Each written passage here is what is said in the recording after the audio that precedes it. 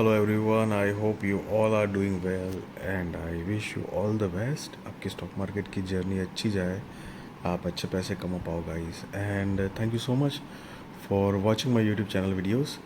सो अभी आने वाला है एक नया IPO, Usha Financial Services Limited का। तो आईपीओ डिटेल्स देखते हैं। आईपीओ डेट 24 अक्टूबर 2024 से लेकर 28 अक्टूबर 2024 तक है। फेस वैल्यू 10 रुपये पर शेयर। प्राइस बैंड 160 रुपये से लेकर 168 रुपये पर शेयर है। लॉट साइज 800 शेयर्स का है and total issue size 58,60,000 shares.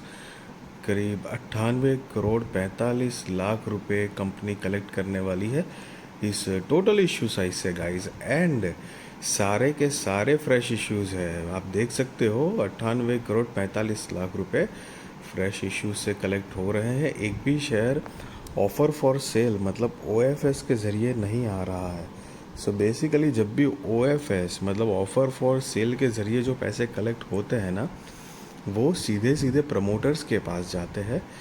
Company के अंदर मतलब उनके ग्रोथ डेवलपमेंट, कुछ बिजनेस रिलेटेड कुछ परचेजिंग करनी हो या बोरिंग्स चुकानी हो, उस मतलब आगे ग्रोथ के पर्पस के लिए यूज़ नहीं होते हैं वो।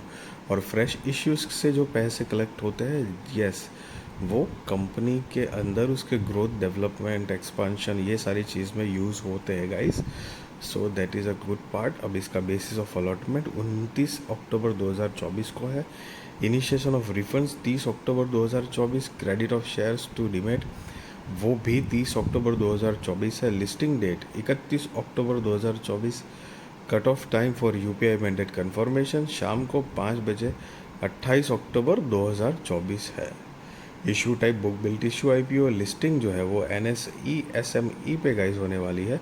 सो ये एक स्मॉल एंड मीडियम एंटरप्राइजेस का आईपीओ है गाइज, मेन बोर्ड आईपीओ नहीं है। Share holding pre issue 1,58,77,631। Share holding post issue 2,17,37,631 है। सो आप ये जो शेयर होल्डिंग पोस्ट इशू का फिगर में जो है उसमें से शेयर होल्डिंग प्री इशू का फिगर माइनस करोगे तो आपको फ्रेश इश्यूज़ के नंबर ऑफ़ शेयर्स मिलेंगे। हालांकि यहाँ पर जो टोटल इशू साइज़ जो है नंबर ऑफ़ शेयर्स वही फ्रेश इश्यूज़ है। And market maker portion 3,20,800 shares S corporate securities के बिहाफ पे अलग से रखे गए हैं गाइस, जो कि ये पर्टिकुलर आईपीओ के लिए मार्केट मेकर पोर्शन बने हुए हैं। And reservation QIB shares offered not more than 50% of the net issue. Retail shares offered not less than 35% of the net issue. NII HNI shares offered not less than 15% of the net issue है। And retail category में minimum हो या maximum एक ही lot के लिए guys apply करना है। 800 shares आएंगे, 1,34,400 रुपये आपको देने होंगे। एचएनआई में मिनिमम 2 लॉट के लिए अप्लाई करना है, 1,600 शेयर्स आएंगे, 2,68,800 रुपये गाइस आपको देने होंगे। सो बेसिकली ये एसएमई आईपीओ है। सो याद रहे लिस्टिंग के बाद कि मतलब ये जो लॉट साइज़ जो है वो चेंज होने के चांसेस होते हैं। आप इसके अंदर सिर्फ लॉट में ही डील कर सकते हो, मतलब कि सिंगल सिंगल शेयर्स आप मतलब बेच या ख़रीद नहीं पाओगे गाइस।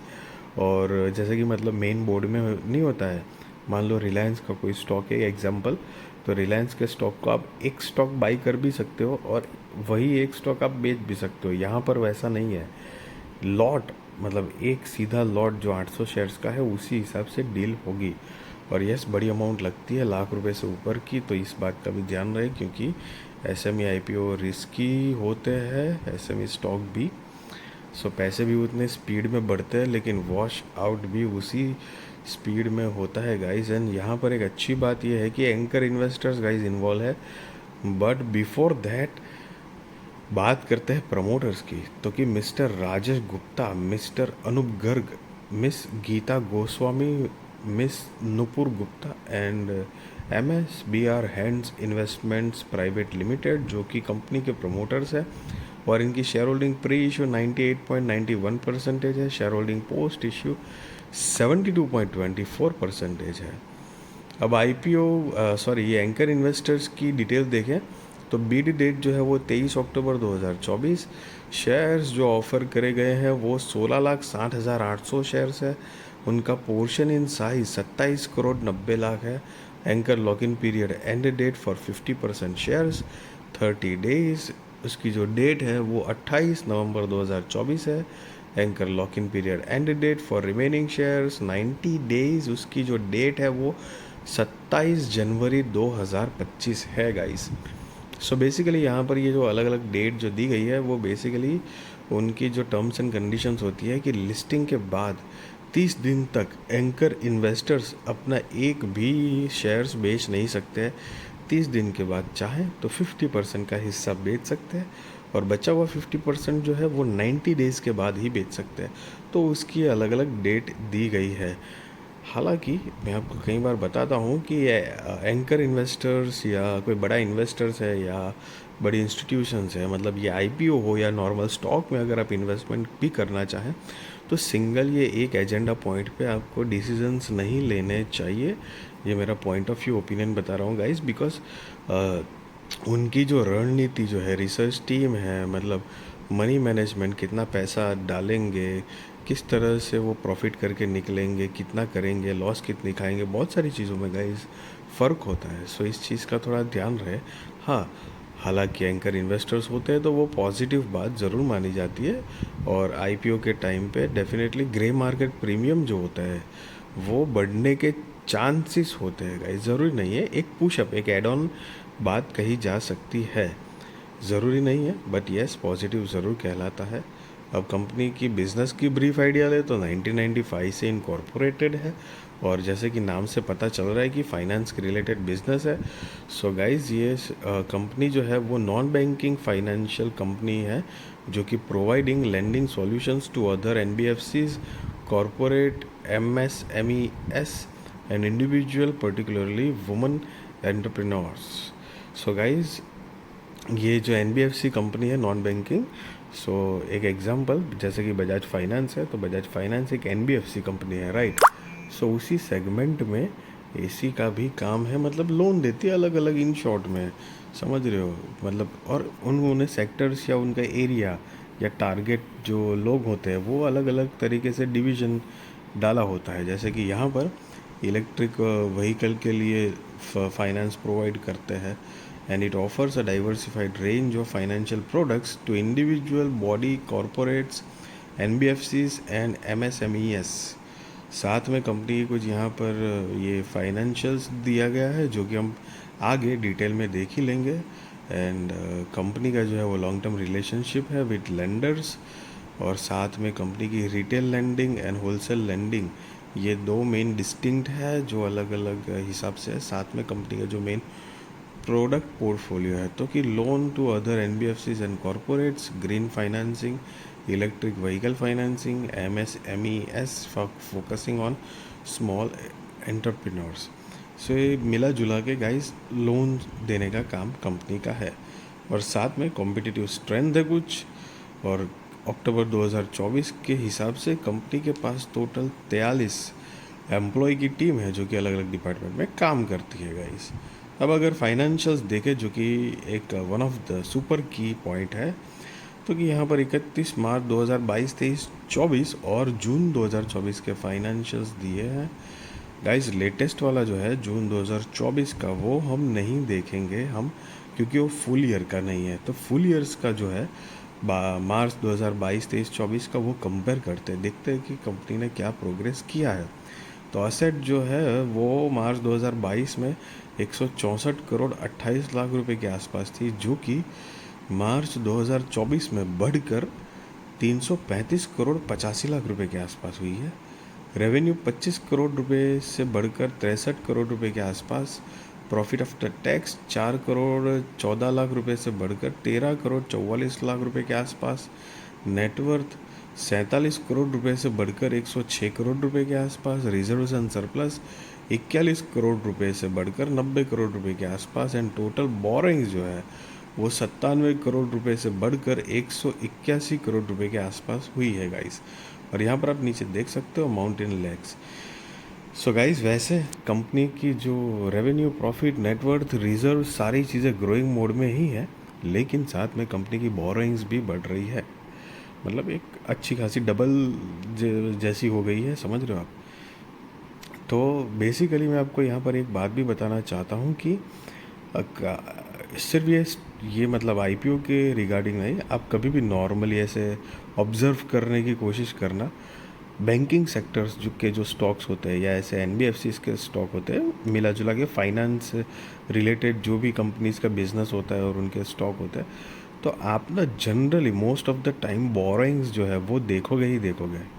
समझ रहे हो, बहुत कम कंपनीज होती है जिनके ऊपर बोरोइंग्स नहीं होती है, क्योंकि ये जो बिज़नेस है, ये बिज़नेस रोल आउट मतलब बिज़नेस चलने का तरीका ही, कुछ सिस्टम ही इस तरह की है कि मतलब किसी को किसी के फाइनेंस की ज़रूरत है, कि किसी को कहाँ कहीं यहाँ से लेना है, फिर वो वहाँ से लेगा, ऐसे रोल ओवर होता ही रहता है। जैसे कि हमारे इंडिया मतलब एक इंडियन बैंकिंग सिस्टम की बात करें तो सबसे पहले, if I am not wrong, पहले सबसे पहले रिजर्व बैंक, तो सेंट्रल बैंक रिजर्व बैंक से कुछ पैसा मांगती है, फिर स्टेट बैंक सेंट्रल बैंक से, फिर लोकल बैंक स्टेट बैंक से, फिर ये जो छोटे मोटे कॉरपोरेट लेवल के जो फाइनेंस वाले बिजनेस होते हैं वो लोकल और स्टेट बैंक से फाइनेंसिंग लेते हैं।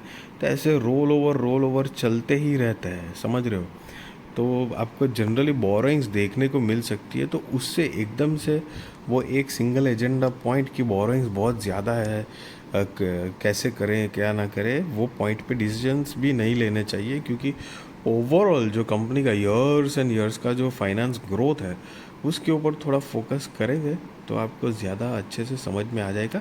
हाँ, कंपनी के जो एनपीएस होते हैं और उनकी जो ईपीएस रेंज जो है, मतलब range in the sense year on year basis पे कैसे ग्रोथ हो रहा है, उनका सेल्स मार्केटिंग कैसे हो रहा है, कितनी पुरानी कंपनी है, बहुत सारे दूसरे फैक्टर्स होते हैं, प्रमोटर्स की होल्डिंग, बहुत सारी चीज़ें। तो ये सारी चीज़ों के ऊपर थोड़ा ध्यान रखिएगा। और भी सारी चीज़ें हैं जो कि की पॉइंट है, ऐसा नहीं है कि ये सिंगल एजेंडा पॉइंट है।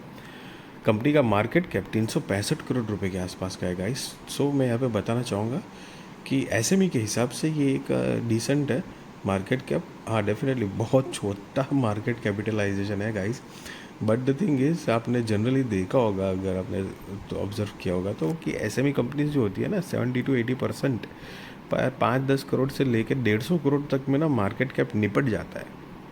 70 to 80%, in fact more than that, but चलो 70-80 होती है। बहुत कम इन शॉर्ट में कंपनियाँ होती है जिनका मार्केट कैप 150 प्लस का होता है, मार्केट मतलब करोड़ में।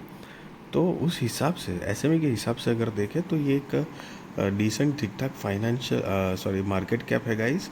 तो ये एक एड ऑन पॉइंट है। साथ में अगर कंपनी का ROE 9.29%, R O C 12.2%, debt to equity 1.7, R O N W 9.29, PBV 24 है, EPS pre IPO 8.47, post IPO 9.28, P X pre IPO 19.83 है, पोस्ट आईपीओ 18.11 है गाइस।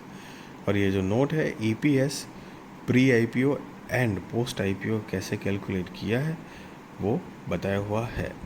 अब कंपनी का ऑब्जेक्ट ऑफ इशू देखें तो कि augment the capital base of the company, और दूसरा जो है वो जनरल कॉरपोरेट पर्पस है। So guys, just be responsible trader, be responsible investor, value your money guys. I really wish you कि आपकी स्टॉक मार्केट की जर्नी अच्छी जाए, आप अच्छे पैसे कमा पाओ। एंड मैं आपको कोई बाय और सेल रिकमेंडेशन नहीं दे रहा हूँ, ना ही ये बता रहा हूँ कि आप आईपीओ में अप्लाई करो या ना करो।